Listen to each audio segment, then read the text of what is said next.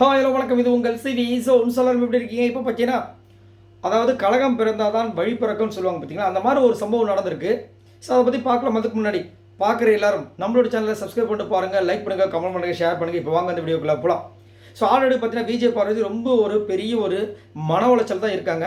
ஆனால் இன்றைக்கி அதுக்கு எல்லாத்துக்கும் ஒரு தீர்வு கிடைச்ச மாதிரி ஒரு சம்பவம் நடந்திருக்கு. இதில் இன்னொரு விஷயம் என்னென்னா, கம்பெனி வந்து விஜய் பார்வதி இது வரைக்கும் பேட் டச்சுன்னு ஒரு விஷயத்தை வந்து போட்டு பண்ணி இவ்வளோ விஷயங்கள் பண்ணிகிட்டு இருக்காப்புல. ஆனால் இது நடந்தது எப்போ? ஜெயிலில். ஆனால் ஜெயிலில் ஒரு சம்பவத்தை வந்துட்டு நம்மால் பண்ணியிருக்காரு கமருதீன். அது இன்றைக்கி தான் வந்துட்டு அவர் வாயாலே ஒரு விஷயத்தை வந்து ஒத்துக்கிறாரு. அது கூட வந்துட்டு அந்த பொண்ணு எங்கே வேறு ஏதாவது சொல்லிட போதும்னு சொல்லிட்டு பயத்தில் வந்து வளர்க்காரு. ஸோ அதை பார்க்கலாம். ஸோ என்னென்னா, இன்றைக்கி வந்து பிஆர் ஆக்டிவிட்டி அப்படின்ற ஒரு விஷயத்தை வந்து நம்ம பிக் பாஸ் வந்து கொளுத்தி போட்டாங்க. யாருக்கெல்லாம் பிஆர் இருக்குன்னு. அதிகப்படியாக வந்தவங்களோட கருத்து என்னவாக இருந்துச்சுன்னா, கமருதீன், சபரி, அதுக்கப்புறம் யார், சுபிக்ஷா, திவ்யா, இவங்களெல்லாம் அதிகப்படியாக சொன்னாங்க. கொஞ்சம் வினோத் அந்த மாதிரிலாம் போச்சு. பிஆர் வச்சு தான் இவ்வளோ தூரம் வந்திருக்காங்க அப்படின்ற விஷயங்கள். அப்படின்னு இருக்கும்போது கமருதீனுக்கு சுருன்னு ஏறுது. உடனே வாக்குவாதங்கள் அப்படியே மாறி போகுது. சாண்ட்ரா கூட சண்டை போடுறாரு. பார்வதி நடுவில் வராங்க. பார்வதியும் அவங்களுக்கு கவுண்டர் கொடுக்குறாங்க. அப்போ கமருதீனுக்கு கஷ்டமாகுது. உடனே என்ன பண்ணுறாரு, அவங்களுக்கு தெரியல, உங்களுக்கு கமருதீனோட கேமு அடுத்தவங்களை பேசுவாங்க, டக்குன்னு வாய விடுவார். அந்த மாதிரி வந்து நீ பேட் ஆச்சுன்னு தானே சொன்னேன் என்னைய அப்படின்னு சொல்லிட்டு அந்த சபைக்கு எடுத்துகிட்டு வர்றாரு. இது வரைக்கும் சபைக்கு அந்த மாதிரி பேசுறதே கிடையாது. சபைக்கு எடுத்துகிட்டு வராங்க. அப்போ இவங்க வந்துட்டு பேட் டச் அந்த ஒரு விஷயம் வந்து அப்படியே அதிகப்படியாக போகுது, அப்படியே சண்டையாக மாறுது. அப்போ அவரே சொல்கிறார், இவன் வந்துட்டு ஜெயிலில் இருக்கும்போது என்னை வந்து இந்த மாதிரி பண்ணா, இவன் வந்து என்னை வந்து எதுவுமே சொல்கிறதுக்கு இதுவே கிடையாது, இது எவ்வளோ பெரிய இஷ்யூ, இந்த இஷ்யூ வந்து வெளியில் வந்து போலீஸ் கேஸ் அளவுக்கு போகும். ஆனால் இவன் வந்து ஒன்றே ஒன்று வேணால் சொல்லுவாள், ஏன்னா நான் ஜெயிலில் வந்துட்டு ஒரு கிஸ் கேட்டேன், அதை வேணால் அவன் சொல்லுவான்றார். ஸோ இவர் வந்து ஜெயிலில் வந்து ஒரு கிஸ்ஸு கேட்டிருக்காப்புல, யார், பார்வதி கிட்ட. இவர் வந்து கிஸ்ஸு கேட்டு அந்த விஷயத்தை இது வரைக்கும் வெளியில் சொல்லவே கிடையாது.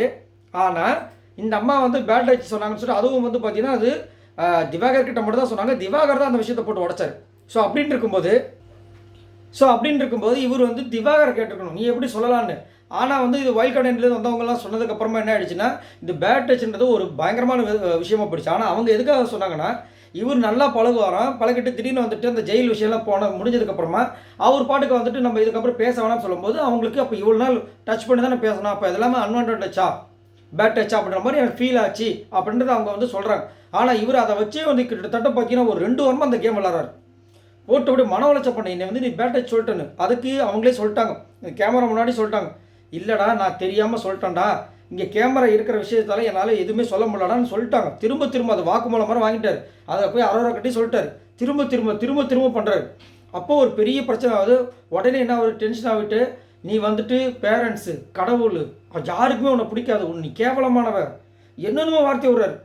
கேவலமான கேரக்டரு, உன்னை வந்து உலகத்தில் யாருக்கும் பிடிக்காது, பெற்றவங்களை பிடிக்காது. நீங்கள் யார் சொல்கிறதுக்கு? அதை அவங்கள பிடிக்குமா பிடிக்காதுன்னு சொல்கிறதுக்கு நீங்கள் யார்? நீங்கள் கடவுளா? கடவுளுக்கே பிடிக்காது. ஐயோ அந்த மாதிரி பயங்கரமாக வந்து பேசிட்டார். இப்போ விஜய் பார்வதி, இவன் ஒருத்தன் என்னை இந்த மாதிரி பேசிட்டுக்க நீங்கள் எல்லாரும் பார்த்துட்டீங்கன்னு சொன்னதுக்கப்புறமா எல்லாரும் கேட்க ஆரம்பிக்கிறாங்க. வினோத் வேறு சேவ் பண்ண வர்றாரு. எதுக்கு இவர் வினோத்துக்கு தேவையில்லாத வேலைன்னு தெரியல. ஏன்னா வினோத்துக்கு வெளியில் அவர் நல்ல பேர் இருக்குது. ஆனால் இங்கே வந்து நிறைய விஷயங்கள் வந்துட்டு அவரை காப்பாற்றணும்னு சொல்லிட்டு தேவையில்லாமல் வந்து கெட்ட பேர் வாங்கிட்டு இருக்காரு. அதுக்கப்புறம் அப்படியே சண்டை போயிட்டு இருக்கும்போது கமர் டப்புன்னு ஒரு வார்த்தை விட்டுறாரு.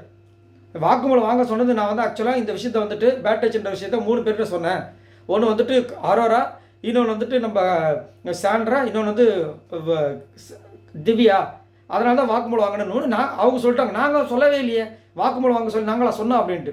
அப்புறம் பார்த்தா நான் அரோரா தான் சொல்கிறாங்கன்னு சொன்னோன்னே அரோரா மாட்டிக்கிட்டாங்க. அச்சோ நான் எக்ஸ்பிளைன் பண்ணுறேன்ட்டு செம்ம சிரிப்பு எனக்கு. ஆனால் எது எப்படியோ இந்த பேட் டச்சுன்ற ஒரு விஷயத்த கிட்டத்தட்ட 2 வாரமாக இழுத்த அவர் இந்த கிஸ்ன்ற மேட்ரு எவ்வளோ இழுத்தாரா பார்த்தீங்களா? ஒரு பொண்ணு வந்துட்டு பழகிடுச்சு, கிஸ்ஸு கேட்குற அளவுக்கு நீங்கள் போயிட்டீங்க. ஆனால் இப்போ அந்த அதே பொண்ணை வந்துட்டு நீங்கள் உங்களோட சுயலாபத்துக்காக வந்து கலாய்ப்பீங்க, அசிங்கப்படுத்துவீங்க. மேடையில் வச்சு வந்துட்டு அந்த பொண்ணு வந்துட்டு மனசார உங்ககிட்ட பர்சனலாக பேசின விஷயங்களை வந்துட்டு அவ்வளோ அசிங்கமாக கேவலமாக சொல்லுவீங்க. பெண்மையாக இருக்காங்களாம், இப்போ அவங்க பாதையை நோக்கி போகிறாங்க சார், நான் டாட்டா காமிச்சேன்னு சொல்லிட்டு அது எல்லாருமே அசிங்கப்படுத்துவீங்க. அதே கிஸ் கேட்ட பொண்ணை பற்றி அசிங்கமாக வெளியில் வந்துட்டு கண்ணிக்கிட்ட சொல்லுவீங்க, அரோரா கிட்ட சொல்லுவீங்க. என்னையா இது?